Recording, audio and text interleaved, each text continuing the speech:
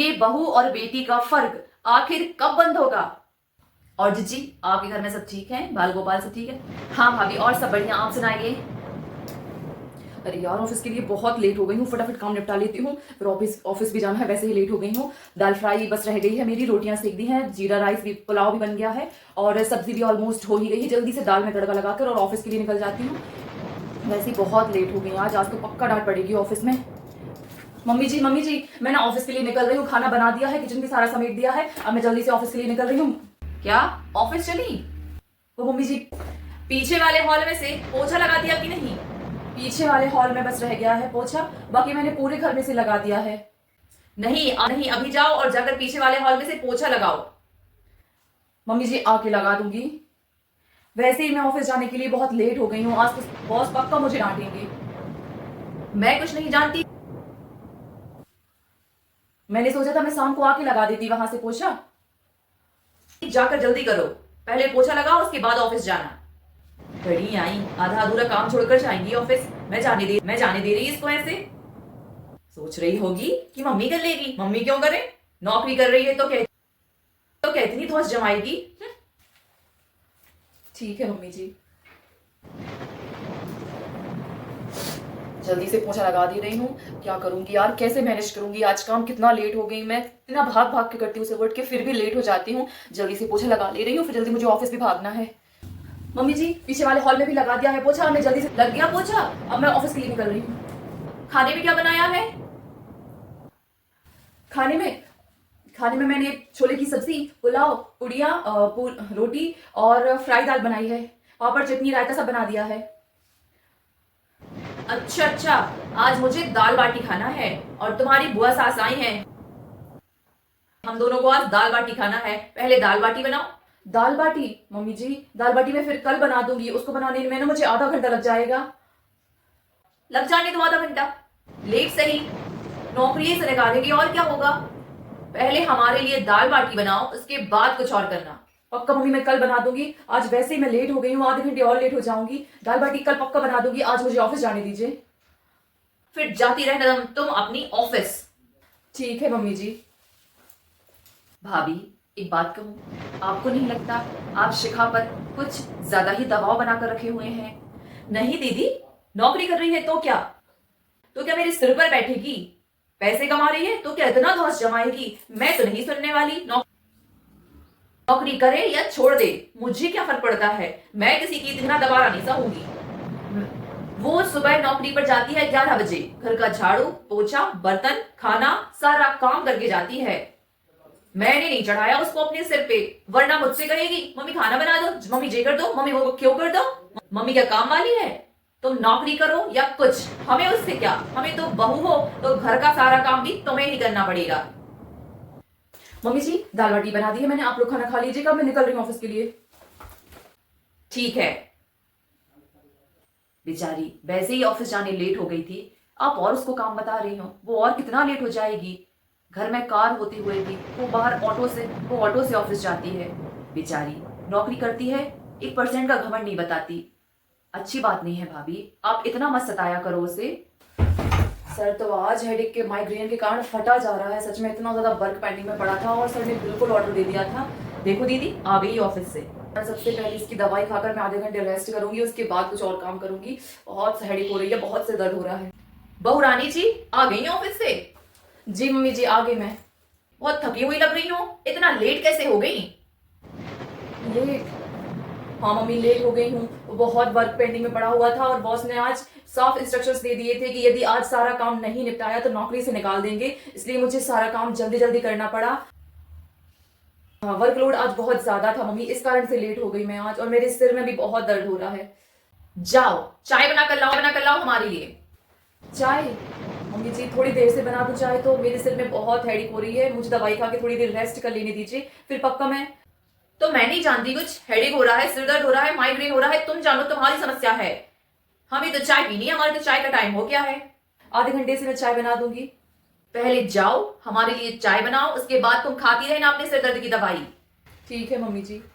और हाँ, खाना भी जल्दी बना लेना, आज मैं बहुत थक गई हूँ तो मैं जल्दी से खाना खाकर आज जल्दी सो जाऊंगी। ठीक है मम्मी जी।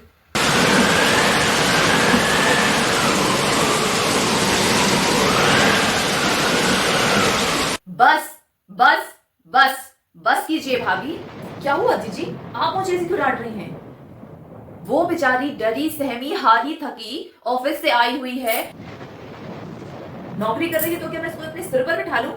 जो भी जैसी भी स्थिति में है, बीमार है, सिर दुख रहा है, कुछ भी हो रहा है उसका, उसके बाद भी वो आपके लिए चाय बना रही है, सुबह का झाड़ू पोछा खाना सब करके जाती है, शाम का सब कुछ आके करती है वो। आप उसे देखो जरा उसकी हालत कैसी हो रही है।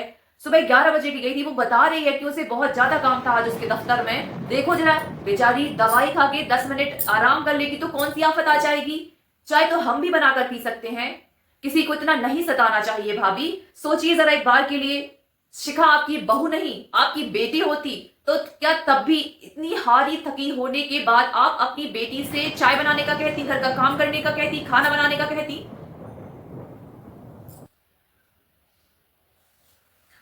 नहीं कहती, उससे आराम करने का कहती। हमारी यही सोच हमें ले डूबती है।